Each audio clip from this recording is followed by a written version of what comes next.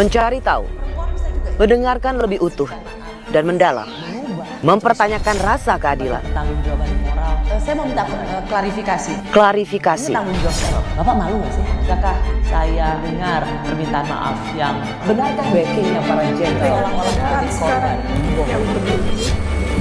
Kita mengingatkan penguasa, menghibur yang papa. Rosi.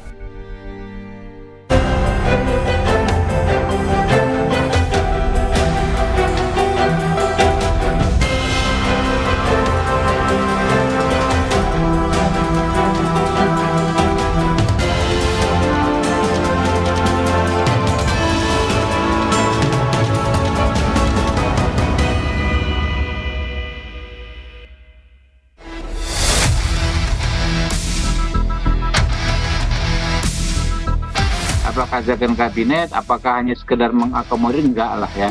Kami perlu sampaikan ke partai-partai politik modern ya, serta pemilu kemarin ya, semuanya memiliki banyak sekali kader-kader yang berkualitas dan berintegritas. Maka jangan uji coba seperti memberikan satu kementerian tertentu uji coba dengan orang-orang yang kelihatannya secara kamuflase oke, secara popularitas jangan itu yang dilakukan. Betul-betul ekspertisnya itu bisa dipertanggungjawabkan.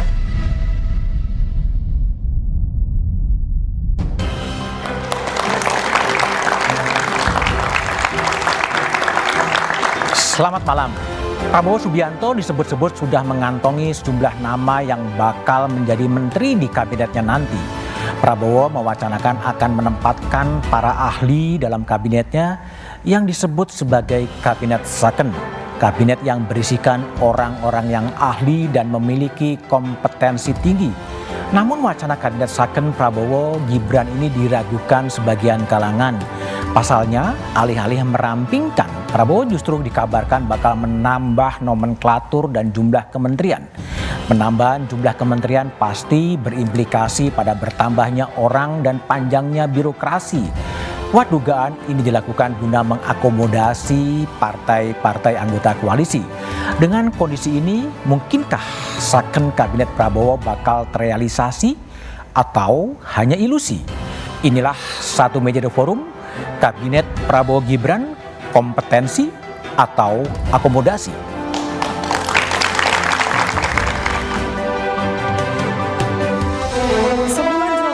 Presiden terpilih Prabowo Subianto sebagai Presiden ke-8 Republik Indonesia, mulai ramai beredar spekulasi dan nama-nama yang akan mengisi posisi menteri.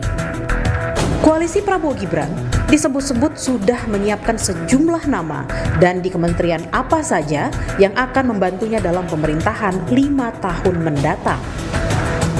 Prabowo bahkan disebut-sebut akan lebih banyak memilih tokoh profesional dalam kabinetnya atau juga disebut dengan kabinet zakon.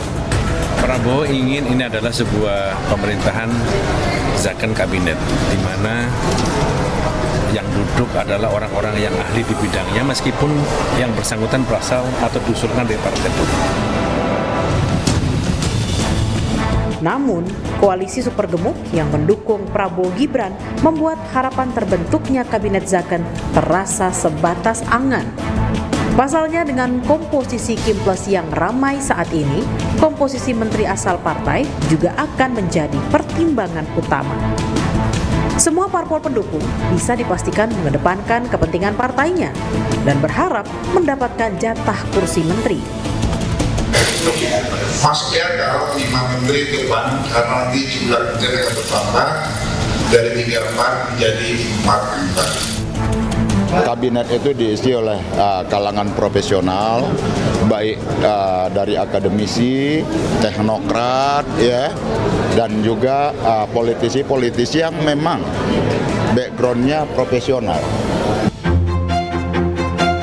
Dengan koalisi gemuk, komposisi kepartaian akan menjadi pertimbangan utama. Konsep kabinet zakon menjadi dilema. penambahan jumlah kementerian di pemerintahan Prabowo Gibran mendatang hanya semata untuk mengakomodasi kepentingan politik, bukan dalam rangka menambah profesional dalam kabinet. Kalau saya sih melihatnya ya, kabinet Prabowo Gibran akan sedikit gemuk ya, akan mengakomodasi banyak kepentingan, baik dari partai politik ya, tentu tim sukses Pak Prabowo, lalu juga tentu kalangan ahli atau kalangan profesional. Ya, kombinasi mix ya, orang partai lalu tim sukses, ahli atau profesional, itu akan mengisi warna-warni kabinet Prabowo Gibran. Konsep Kabinet Zakon bukan kali pertama terjadi di Indonesia. Kabinet Zakon muncul dalam masa awal pemerintahan setelah kemerdekaan dan diusulkan sebagai solusi atas kegagalan kabinet sebelumnya akibat adanya tekanan atau perselisihan politik dan kepentingan partai.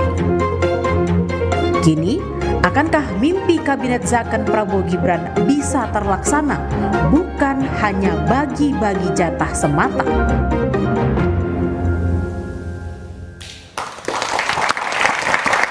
Kabinet Prabowo Gibran, kompetensi atau akomodasi adalah tema satu meja di forum malam ini. Telah hadir di studio politisi Partai Demokrat Hersaki Mahendra Putra. Malam, Bang Hersaki. Malam. Kemudian ada Bang Dhanil Ansar Simanjuntak, juru bicara Prabowo Subianto. Malam, Bang Dhanil. Malam. Putri Komarudin, Waksekjen Partai Golkar. Malam, Mbak Putri. Lalu Dedi Sitorus, Ketua DPP PDI Perjuangan. Malam, Bang Dedi. Dan Ketua Departemen Politik dan Perubahan Sosial CSIS Arya Fernandes. Selamat malam, Arya. Mas Budi. Saya mulai dari Bung Dhanil dulu. Dalam bayangan Pak Prabowo, zakon kabinet itu apa sih sebetulnya? Zakon kabinet tentu tidak bisa diduplikasi 100% dalam konteks historis ya. Okay. Artinya tidak berasal dari partai dan sebagainya. Yang diambil adalah tentu adalah profesionalisme dan skillfulnya. Jadi Pak Prabowo tentu ingin mendorong bagaimana kabinet beliau 5 tahun ke depan itu diisi oleh orang-orang yang profesional. Terlepas baik dari partai maupun non-partai. Terlepas dari asalnya dari partai politik maupun non-partai. Karena Pak Prabowo berkeyakinan di partai politik juga sangat banyak orang-orang yang sangat ahli di berbagai bidang, pun demikian dengan unsur kelompok masyarakat lainnya. Nah, tapi yang paling penting adalah mereka adalah ahli. Selain itu memang ada syarat lain, misalnya yang sering disampaikan Pak Prabowo itu adalah terkait dengan integritas. Integritas ini bagian yang sangat penting dan jadi catatan penting. Belakangan hampir di semua agenda-agenda besar dalam pidato Pak Prabowo selalu menyelipkan kata-kata anti korupsi. Dan ini sebagai bentuk komitmen yang ingin beliau sampaikan kepada publik bahwasannya agenda anti korupsi itu sangat penting. Gimana bagi Pak Prabowo akan uji integritas anti korupsi nanti terhadap calon-calon menterinya? Proses seleksi yang sedang dan akan terus dilakukan sampai dengan final penunjukan anggota kabinet akan dilakukan melalui langsung oleh Pak Prabowo dan tim kecil yang beliau bentuk. Itu sangat hati-hati terkait melihat rekam jejak atau track record masing-masing calon. Selain integritas tentu kompetensi tadi di awal, kemudian ketiga itu loyalitas, Mas Budiman. Loyalitas ini penting karena Pak Prabowo ingin memastikan ketika masuk dalam tim kerja kabinet Pak Prabowo, beliau ingin memastikan seluruh anggota kabinet itu memiliki loyalitas yang tinggi terhadap tugas-tugas mereka, terhadap presiden tentunya, tidak ada double standar, tidak ada dua kepala gitu. Ya, dua kepala dan sebagainya, tidak hanya ada satu kapten kapal di kapal yang bernama kabinet ini nanti, dan kita ingin memastikan, beliau ingin memastikan tentu semuanya punya komitmen tinggi terhadap agenda pembangunan. Kalau kita lihat historis ya, zakon kabinet kan dikenal pada era Soekarno dulu, menggunakan zakon kabinet ketika demokrasinya morat-marit, kondisinya morat-marit. Apakah kemudian dimunculkan kembali zakon kabinet karena memang kondisi sekarang seperti itu atau gimana? Bukan, konteksnya kan ketiga itu ada ketidakpercayaan terhadap partai politik. Kemudian zakon kabinet yang dibentuk Bung Karno pun tidak lama karena parlementer kan, mulai dari Pak Natsir, Wilopo, pun demikian dengan Pak Juanda, itu rata-rata tidak lama. Nah, yang ingin dikutip Pak Prabowo dari semangat Bung Karno itu adalah profesionalisme itu.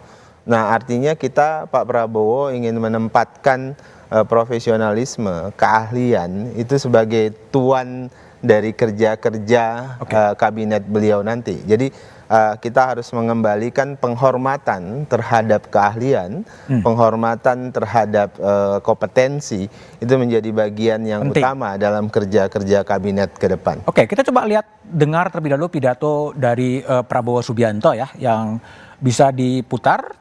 Jadi di depan ada Presiden Jokowi, di situ juga mengatakan bahwa Pak, maaf, karena Bapak milih orang-orang hebat, maka sebagian dari mereka akan menjadi kabinet dari Pak Prabowo. Kita dengar dulu bagaimana ucapan Pak Prabowo persisnya.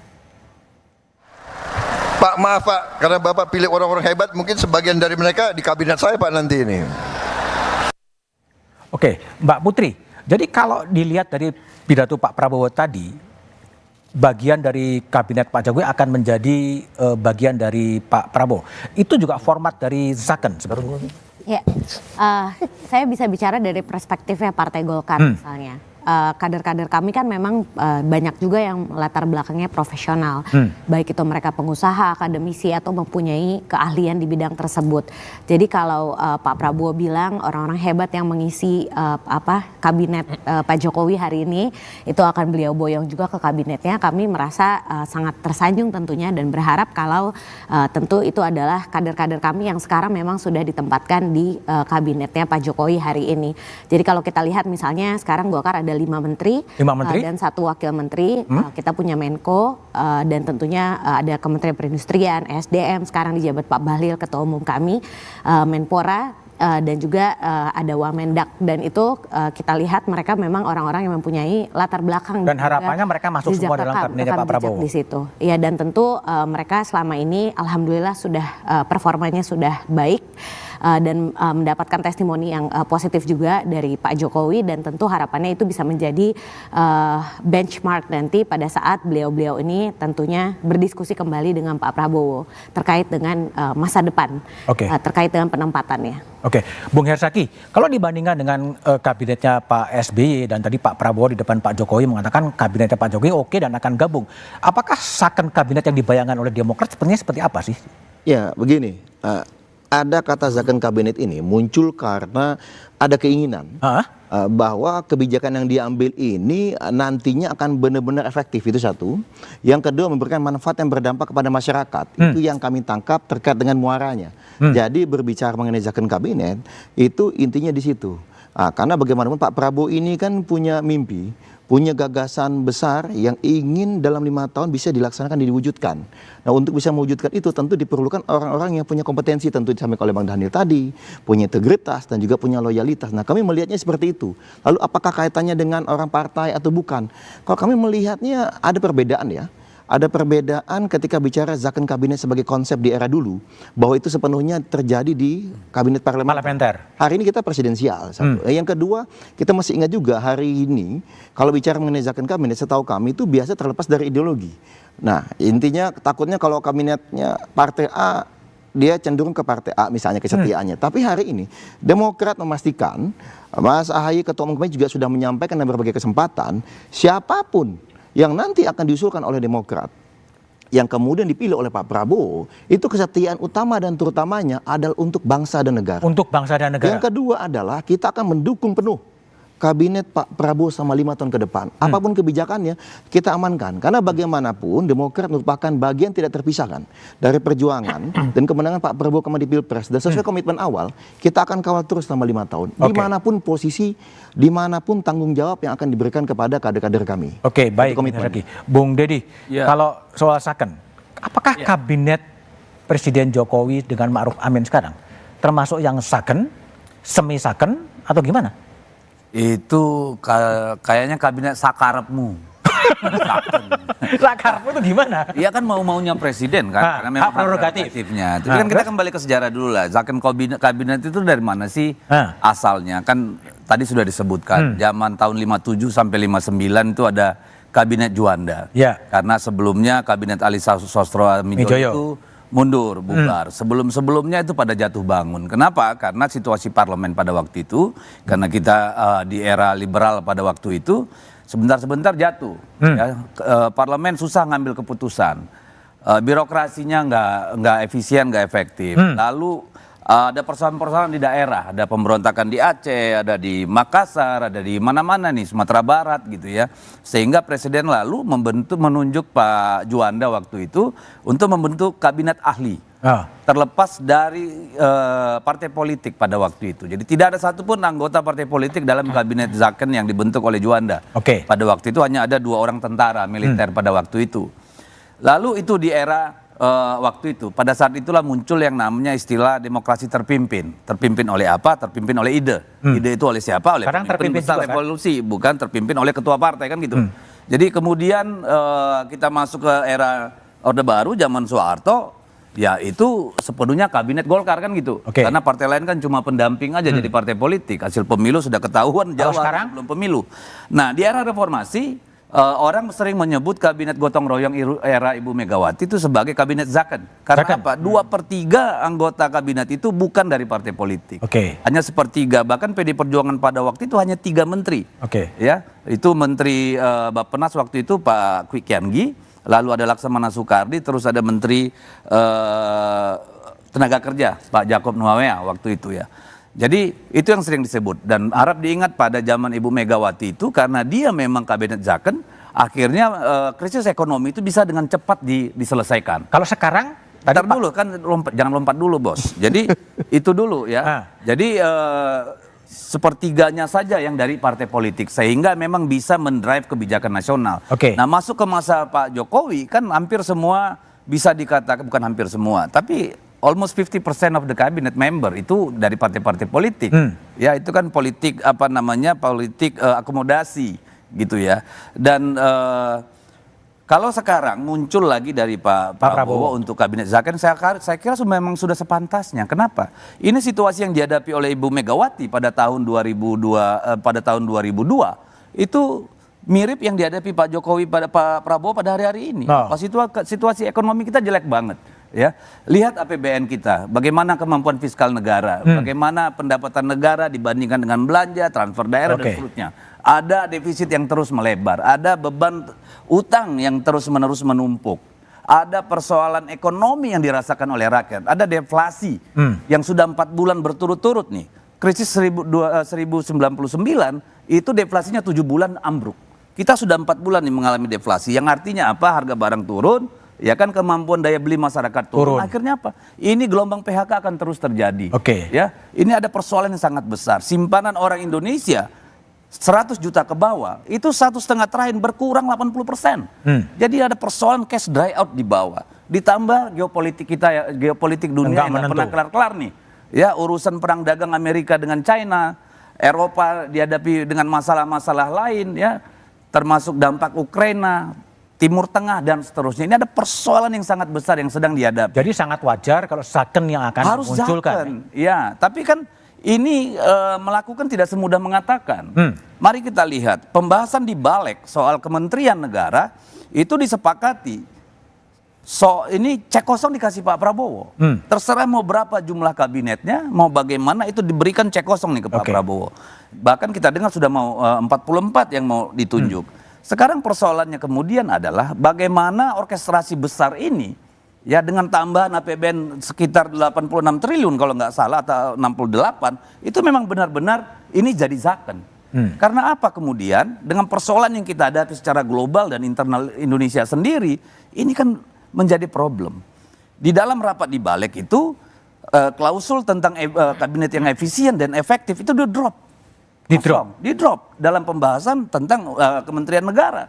Jadi ini sekarang tantangan besar untuk Pak Prabowo. Beliau diberikan cek kosong. Terserah lu menteri mau berapa, kementerian mau berapa, mau milih kayak apa orangnya.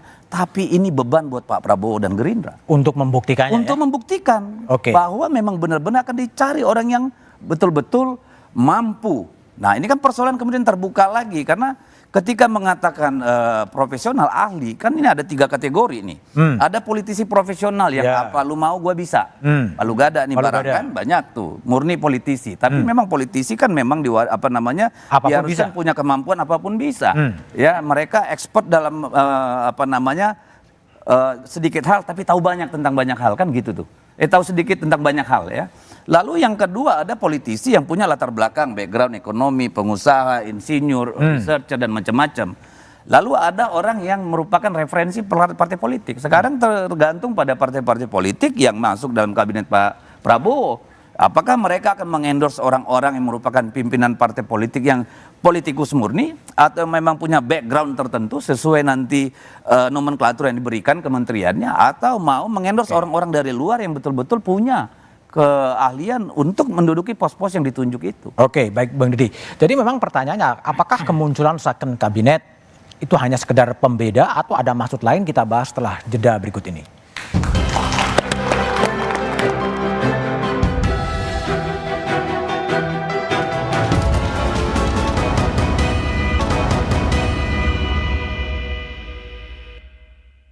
Saya juga belum tahu progresnya sampai mana karena itu adalah hak prerogatif daripada presiden terpilih. Nah, beliau pada saat ini memang berkonsentrasi untuk menuntaskan nomenklatur, menuntaskan jumlah dan menuntaskan kriteria yang akan mengisi kabinet yang akan datang. Demikian. Kalau dari Gerindra sudah ada nama-namanya tapi mohon maaf belum bisa dipublikasi. Berapa dari Gerindra? Ya dari Gerindra sedikit lah, sedikit nggak banyak. Tapi iya kan itu dinamis, masih dalam penggodokan. Demikian. Masih bersama saya Budiman Tanjurjo di satu meja The Forum. Arya Fernandes, yang Anda bayangkan sebagai seorang peneliti, second kabinet yang dibayang oleh Pak Prabowo seperti apa sih? Saya kira saat ini memang saya sependapat dengan Bang Deddy ya, bahwa ada kebutuhan yang besar dari sisinya Presiden terpilih Pak Prabowo Subianto untuk memberikan warna terhadap pemerintahan baru. Sekarang ini muncul ada ketidakpuasan terhadap banyak hal dan Pak Prabowo berada dalam kondisi di mana ekspektasi publik terhadap pemerintahan baru cukup tinggi. Cukup tinggi. Ekspektasi itu misalnya tampak dari perolehan suara di pemilu presiden 58% dan pencapaian itu adalah pencapaian terbesar pada presiden yang maju di putaran pertama, di periode pertama. Pak SBY 2004 dan Pak Jokowi 2014 itu tidak sampai 58%. Nah, yang kedua saya kira adalah soal memastikan adanya kepercayaan pasar. Confident pasar ini jadi penting juga karena saat ini pertumbuhan ekonomi kita relatif stagnan, angka kemiskinan dan orang kelas menengah kita juga menurun cukup dalam ya. Pada saat yang sama kita juga menghadapi situasi di mana masyarakat kita semakin menua dan subsidi kita untuk banyak hal, energi dan segala macam juga diperkirakan akan meningkat. Belum ada disparitas dari sisi ketimpangan sosial, ketimpangan ekonomi yang terjadi. Jadi tekanan domestik saya kira juga menjadi kebutuhan yang penting yang membuat mau nggak mau Pak Prabowo harus membuat warna baru dalam pemerintahan. Jadi mengelola ekspektasi publik menjadi pekerjaan rumah dari Prabowo. Saya kira ya. Tapi kalau Pak Prabowo kemudian mengatakan bahwa akan juga merekrut sebagian dari menteri-menteri Jokowi karena baik-baik, itu akan menjawab ekspektasi publik? Ya, saya kira hal lainnya juga adalah kita tahu juga bahwa Partai Gerindra bukan partai pemenang pemilu. Gerindra hanya finish di urutan ketiga. Sementara pada satu sisi Partai Golkar berada menjadi partai terbesar di koalisi. Jadi kebutuhan untuk menjaga stabilitas di koalisi menjadi penting. Nah dalam hal itu saya kira siapapun presidennya itu akomodasi menjadi tidak mungkin terhindarkan. Tidak terhindarkan? Tidak terhindarkan. Paling tidak karena 3 alasan ya. Alasan pertama saya kira adalah soal efek sistem multipartai kita. Dalam sistem multipartai itu membuat tidak ada partai yang dominan di DPR. Sejak 2004 sampai sekarang tidak ada satupun partai yang mendapat suara di atas 25%. Dan itu membuat untuk memastikan stabilitas politik di DPR, presiden terpilih mau nggak mau harus mengakumulasi dukungan partai politik. Yang kedua soal political finance. Political finance kita, party financing kita bermasalah. Sehingga partai kemudian melihat salah satunya cara untuk mendapatkan akses pada sumber-sumber pendanaan politik adalah masuk di kabinet. Oke. Dan itu terjadi pada semua kabinet, ya, mulai dari kabinet pasca reformasi terutama. Karena kita tidak berhasil membenahi sistem pendanaan politik yang baik yang memungkinkan partai lebih independen. Yang ketiga, saya kira soal efek ketidakjelasan koalisi kita. Kita menganut dua model koalisi, ya. Koalisi pra pemilu dan koalisi setelah dan pemilu. koalisi pasca pemilu. Pasca pemilu lebih banyak. Pasca pemilu lebih banyak. Oke, Nah, baik. sejak 2004 itu terjadi. Oke. 2004, 2009, partainya Putri yang ketika itu tidak mendukung Pak SBY justru masuk di kabinet. Oke. Partainya Mas Zaky juga begitu. Masuk juga. Di periode kedua masuk juga. Oke, Dan baik, kita sekarang juga melihat di akhir masa Semuanya jabatan Pak Jokowi, hampir semua partai masuk Oke, kabinet. baik. Bung Daniel, situasi itu yang membuat kemudian betul ada empat menteri yang kemudian akan menjadi bagian dari kabinet Pak Prabowo Gibran. Pertama, sampai dengan detik ini belum ada statement resmi yang disampaikan Pak Prabowo, bahkan secara tertutup juga belum, setengah kamar juga belum ada Pak Prabowo menyebutkan jumlah 44 dan sebagainya, karena kita nggak tahu jelas dari mana jumlah yang bisa menyebutkan 44, karena semuanya orang, kemudian institusinya dan segala macam itu masih dalam proses pembahasan yang bisa berubah dan bisa diubah. Jadi Pak Prabowo hari ini dan tim kecil itu masih bekerja dalam proses menderifikasi program-program yang ada dalam bentuk institusi kementerian. Apakah ada kementerian yang digabungkan, kemudian ada yang dipecah jadi dua dan sebagainya. Nah, diskusi itu terus berlanjut tentu sampai dengan detik ini. Nah, kepentingan Pak Prabowo apa? Kepentingan Pak Prabowo sebenarnya adalah bagaimana program-program yang disampaikan pada saat kampanye itu bisa bisa dilaksanakan segera mungkin melalui institusi kementerian yang ada. Kalau kemudian program itu tidak bisa handle atau di cover oleh satu kementerian, maka kita butuh badan atau kementerian baru, atau kalau ada kementerian yang dianggap itu tidak efektif selama ini, itu bisa digabung. Nah, ini dilakukan Pak Prabowo ini dalam rangka memastikan efektivitas dan program-program itu bisa berjalan dengan baik. Itu poinnya. Kemudian bentar ke Mbak Putri dulu. Mbak Putri, tadi ada penyebutan bahwa koalisi sebelum dan sesudah itu beda. Sebelum sedikit, tapi sesudah pemilu kemudian menjadi gemuk gitu. Kalau Golkar memang praktek politik Indonesia memang harus gitu ya? Ya. Kalau kami kan melihatnya konsolidasi dari kekuatan politik yang ada di Indonesia pasca pemilu itu memang sangat penting, terutama tadi tantangan-tantangan yang Bang Deddy sudah sampaikan kan, pertumbuhan ekonomi kita stagnan misalnya, terus kondisi geopolitik yang tidak pasti. Jadi kita membutuhkan seluruh kekuatan untuk sama-sama kita berkontribusi dalam menghadapi kondisi yang serba ketidakpastian ini. Jadi makanya wajar kalau kita melihat kondisi pasca pemilihan presiden di setiap pemilu itu biasanya semakin banyak parpol yang bergabung karena mereka pun ingin berpartisipasi dalam pembangunan yang direncanakan oleh presiden dan juga wakil presiden yang terpilih. Makanya partai saya, kalau tadi Mas Arya bilang sebelumnya tidak bergabung di koalisi tapi tetap ada di kabinetnya Mas Herzaki seniornya, itu karena memang kita selalu mengupayakan kita bisa menyumbangkan ideologi karya kekaryaan kita terhadap kabinet manapun yang pada saat itu sedang menjabat, dan itu pun yang kita pegang teguh pada hari ini. Jadi kita tentu sangat membuka tangan yang lebar kepada teman-teman parpol lain yang ingin bergabung ke KIM pasca pemilu ini. Dan saya yakin juga pasti partai lain berpandangan demikian. Oke, baik. Jaki, kalau Putri kan mengatakan semuanya ingin berkontribusi untuk negara bangsa. Tapi ada juga yang pandangan ya ingin dalam kekuasaan lah, madunya kan enak. Tapi jawabannya setelah jeda berikut ini aja.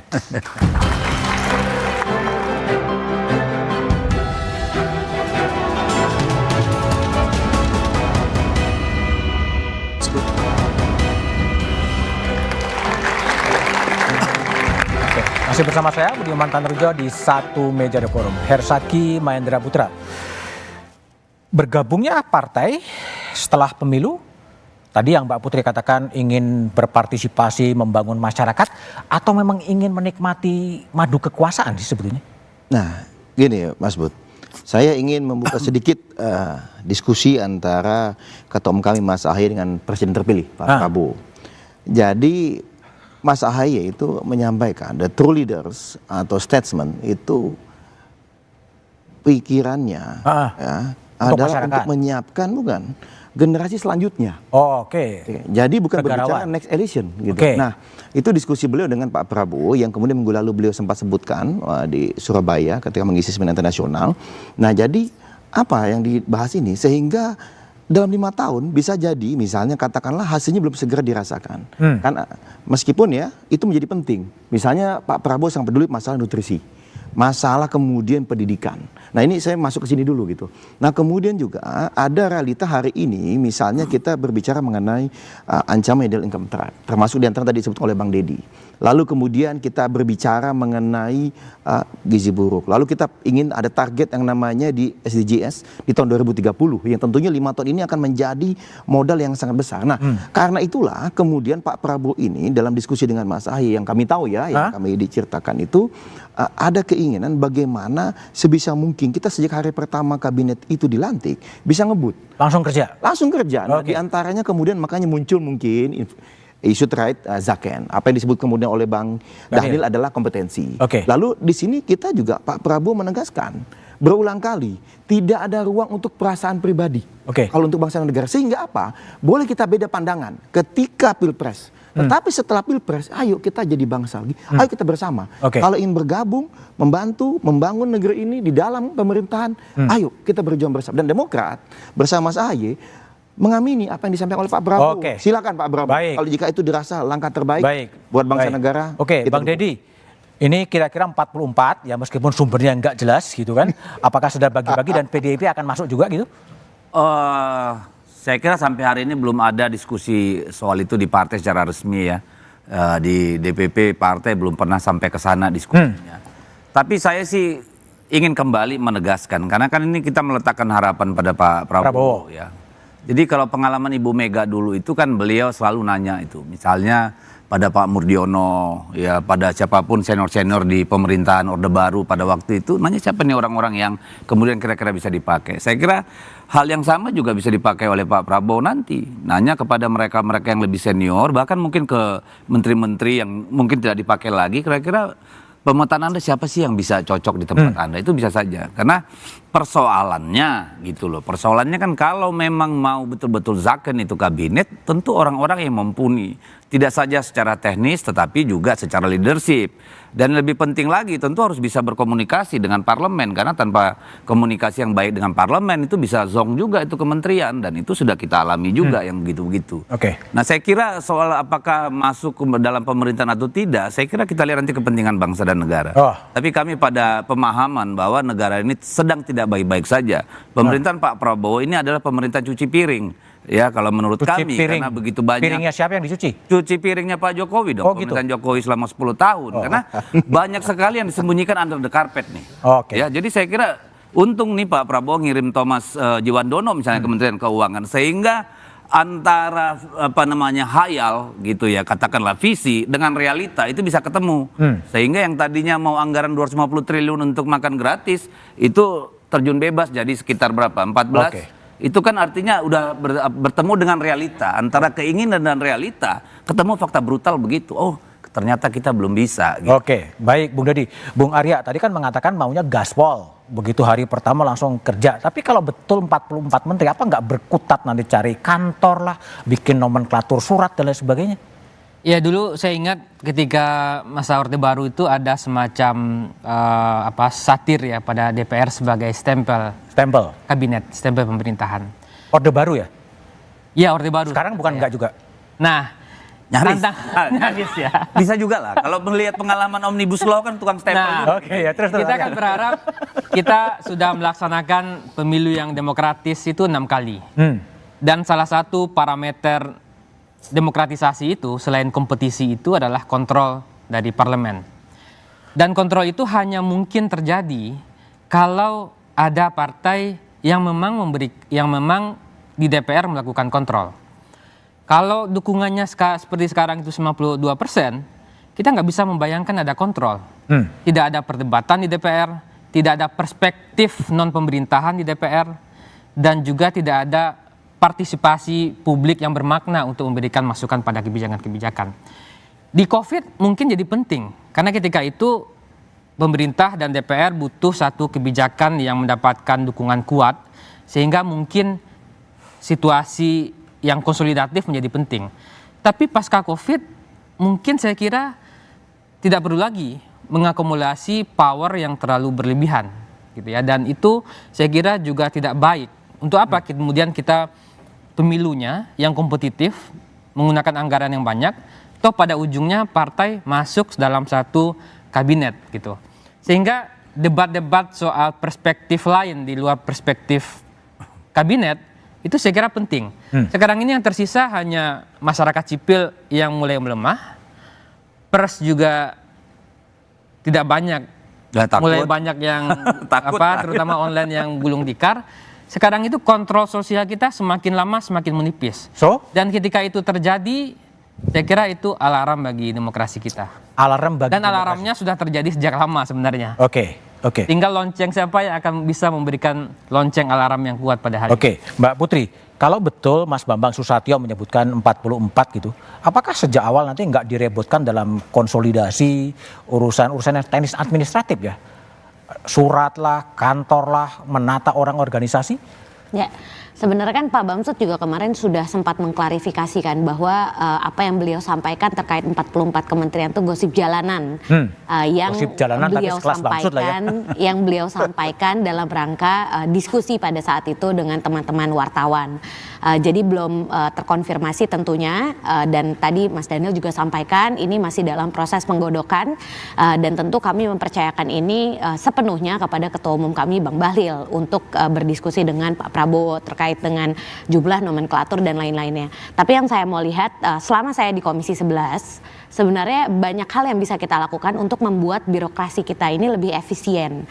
Jadi kalau kita lihat kemarin salah satu pencapaian paling positif dari kementerian yang menjadi mitra kami, Kementerian Keuangan, itu mereka berhasil memangkas 2 triliun sekian dalam 1 tahun APBN, karena mereka menggunakan digitalisasi, efisiensi dari perjalanan dinas, dan banyak juga kiat-kiat lainnya yang menurut saya nanti bisa di-copy juga oleh para menteri-menteri yang bertugas di kabinetnya Pak Prabowo dan juga Mas Gibran.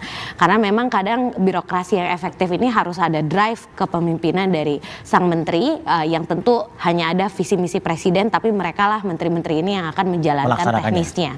Apalagi kita juga punya lembaga kebijakan pengadaan barang jasa pemerintah LKPP yang kemarin juga sempat menghemat 2 triliun lebih dikarenakan ada konsolidasi dari pengadaan barang-barang untuk pemerintah. Jadi bayangkan betapa banyak sebenarnya anggaran yang bisa kita hemat ke depannya kalau kita bisa terus merencanakan penganggaran APBN setiap tahunnya dengan lebih baik gitu. Jadi ini bisa menjadi pembelajaran yang sangat positif untuk kabinet Pak Prabowo dan Mas Gibran ke depannya. Oke, baik Bung Daniel. Ini nomenklatur diubah ya. Tapi pada sisi lain Bang Dasko mengatakan jatah Gerindranya makin kecil ya. Pengorbanan Gerindra ya. Ya, bagi Gerindra yang paling penting adalah Pak Prabowo sukses membawa Indonesia lebih baik 5 tahun ke depan. Itu jauh lebih penting bagi Gerindra. Nah, terlepas nanti perwakilan Gerindra yang menjadi menteri berapa itu diserahkan sepenuhnya kepada Pak Prabowo tentu, karena beliau hafal betul siapa yang punya kompetensi khusus yang dibutuhkan oleh Pak Prabowo dari Partai Gerindra, siapa yang tidak. Jadi yang jelas komitmen Pak Prabowo hari ini itu ingin melakukan, saya menggunakan istilahnya itu adalah akumulatif advantage. Akumulasi advantage. Iya, jadi mengakumulasikan kemajuan-kemajuan yang sudah dimulai oleh pemimpin-pemimpin sebelumnya, atau kita sering nyebutnya rejim-rejim sebelumnya. Karena selama ini kan tradisi cancel culture, menegasikan kepemimpinan sebelumnya itu sangat terasa, sehingga kita tidak pernah bergerak maju, tidak progresif. Nah, Pak Prabowo itu menginginkan ada upaya akumulatif advantage ini secara maksimal. Itulah kenapa misalnya Pak Prabowo menyebutkan kepada Pak Jokowi, menteri-menteri beliau yang dianggap baik, yang itu yang tadi saya sebut sebagai ada advantage-nya, tentu bisa jadi dipertimbangkan lagi oleh Pak Prabowo. Itu adalah upaya mengakumulasikan advantage tadi. Termasuk kemudian Pak Prabowo bicara dengan Pak SBY terkait dengan banyak hal, karena banyak advantage yang yang dihasilkan masa pemerintahan Pak SBY, dan sebentar lagi juga Pak Prabowo akan mendengarkan advantage yang mungkin akan disampaikan juga oleh Bu Megawati. Dan ini penting bagi Pak Prabowo, dan tentu dalam historis kita juga ingat sampai dengan Bung Karno, beliau-beliau semuanya punya legasi yang positif. Nah, itu yang kami sebut sebagai politik Pak Prabowo ke depan, itu adalah politik akumulatif advantage itu. Oke, baik Bung Dedi. Tadi udah dibuka oleh Bang Daniel bahwa akan ada pertemuan antara Pak Prabowo dan Ibu Megawati. Ini kelihatannya sinyal-sinyal untuk PDIP masuklah, tapi jawabannya setelah jeda berikut ini aja.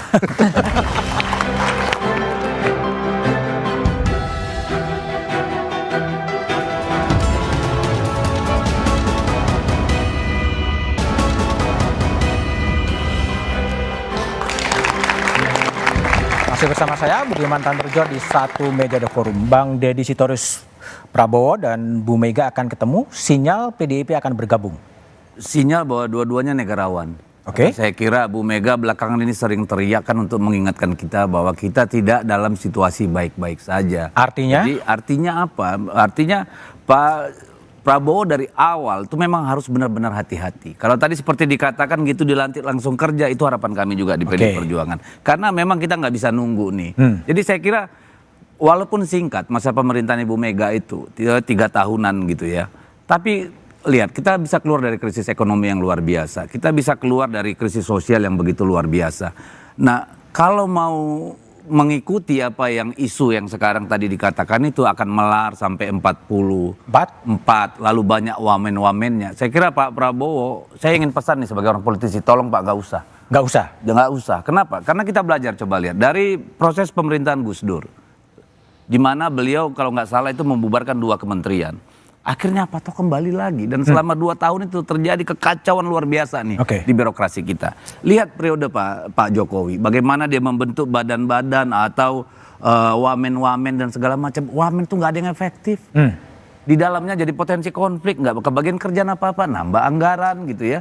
Lalu kalau mau dimekarkan dari mana ASN-nya, dari mana birokrasinya, dan seterusnya. Bagaimana nomenklaturnya, bagaimana ini bisa nyambung semua. Itu 5 tahun juga nggak kelar.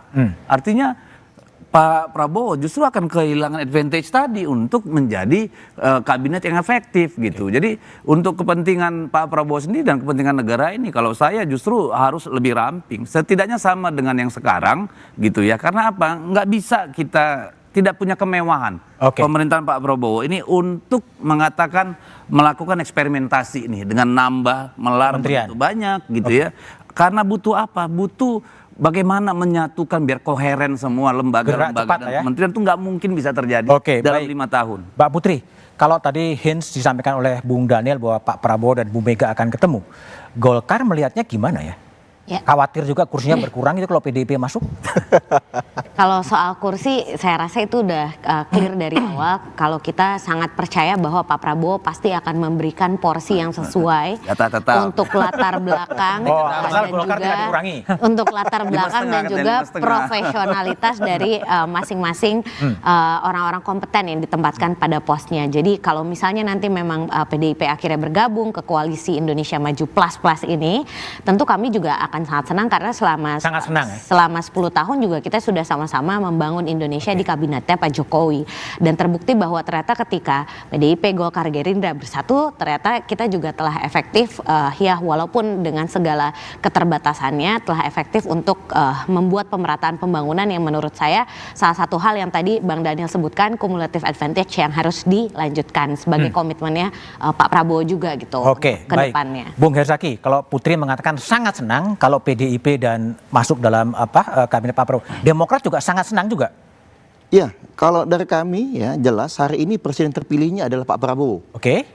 Dan seperti disampaikan oleh Pak SBY, setiap pemimpin selalu ingin memberikan yang terbaik. Jika dirasa oleh Pak Prabowo bahwa misalnya teman-teman PDIP bergabung di dalam kabinet ada hal-hal yang terbaik, Demokrat akan mendukung dengan sepenuh hati. Ini menjadi komitmen kami, karena bagaimanapun ya, hari ini kita bahas mengenai akomodasi atau kompetensi, itu pun tidak perlu dipertentangkan, karena sebenarnya kedua-duanya bisa berjalan beriringan. Bagaimanapun negara kita negara majemuk, banyak sekali ya karakteristik yang berbeda-beda, tetapi juga kita masih ingat, kita selalu bisa bersatu, apapun perbedaan kita. Yang penting buat bangsa dan negara, itulah keyakinan Ketum kami Mas AHY dan seluruh kader Demokrat, komitmennya tetap sama.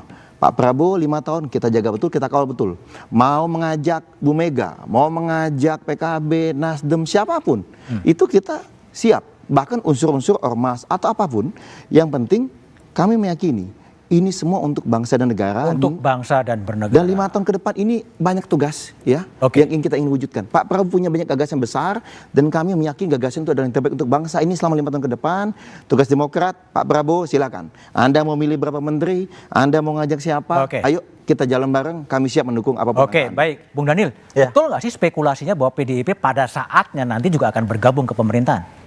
Yang itu yang bisa jawab. Kalau Anda itu bicara Pak Prabowo kan? Yang bukan. Kalau akan bergabung ke pemerintahan yang bisa jawab tentu PDIP. Kalau ada bayangan. Kalau Pak Prabowo dan Partai Gerindra tentu dalam posisi terbuka dengan semua kelompok dan itu adalah sikap jamaknya Gerindra dan Pak Prabowo sejak awal, itu pertama. Kemudian kedua, Mas Budiman, Pak Prabowo yang jelas akan sangat akomodatif ya. Akomodatif terhadap apa? Terhadap kompetensi, terhadap keahlian, dan tentu juga Pak Prabowo akan sangat akomodasi terhadap nilai-nilai keindonesiaan kita, karena ketika menyusun kabinet ini kan kita juga harus mempertimbangkan misalnya unsur perempuan, kemudian unsur-unsur lainnya karena sangat kompleks dan sebagainya. Nah itu juga sedang dipikirkan oleh Pak Prabowo. Selain memang Pak Prabowo ingin memastikan ke depan tantangan kita itu bisa kita lewati dengan mudah karena kondisi geopolitik, strategis itu tidak baik-baik saja. Baik, Bung Arya Fernandes. Bagus kalau memang PDIP bergabung dengan pemerintahan, dan di luar siapa? Saya sih pada posisi mendorong PDIP untuk menjadi partai oposisi ya, di luar pemerintah. Karena menurut saya dari sisi publik kita tentu butuh perspektif non kabinet, non pemerintahan, yang mungkin bisa memberikan inisiatif-inisiatif baru terhadap kebijakan. Yang kedua, menurut saya nggak bisa bayangkan bagaimana seorang presiden terpilih bisa mengelola koalisi yang sangat gemuk. Kalau mungkin 5-6 partai mungkin oke. Tapi kalau 8 partai masuk kabinet, tentu saya nggak bisa bayangkan bagaimana mengelola koalisi yang gemuk itu. Dan tadi permasalahan-permasalahan koalisi juga banyak. Dulu saya ingat 2 bulan setelah Pak SBY terpilih di 2009, itu digulirkanlah hak angket Senturi. Dan salah satu motornya itu adalah justru dari partai-partai koalisi SBY. Ada PKS, ada PKB, ada PAN, plus Golkar, plus PDIP. Jadi bukan nggak mungkin nanti di tengah jalan akan ada juga hak angket itu. Yang ketiga menurut saya adalah soal kita nggak bisa bayangkan bagaimana kemudian di tahun ketiga, tahun keempat, yang mungkin beberapa bulan lagi menjelang pemilu, partai-partai akan sibuk saja untuk menyiapkan dengan putra-putra mahkotanya. Apalagi misalnya kalau misalnya yang masuk kabinet itu adalah ketum-ketum partai.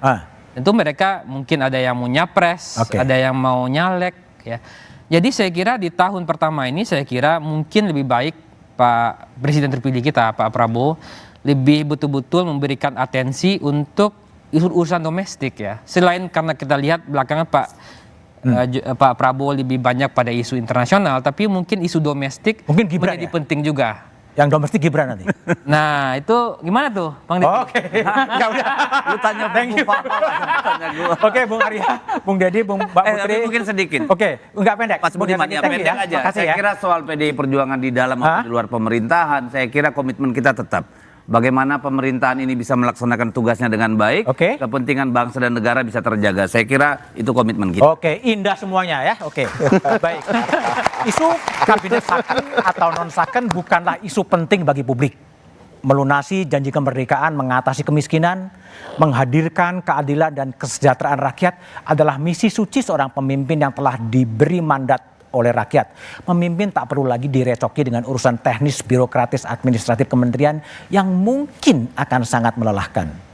Demikian Satu Meja di Forum malam ini. Sampai jumpa pekan depan. Selamat malam dan terima kasih.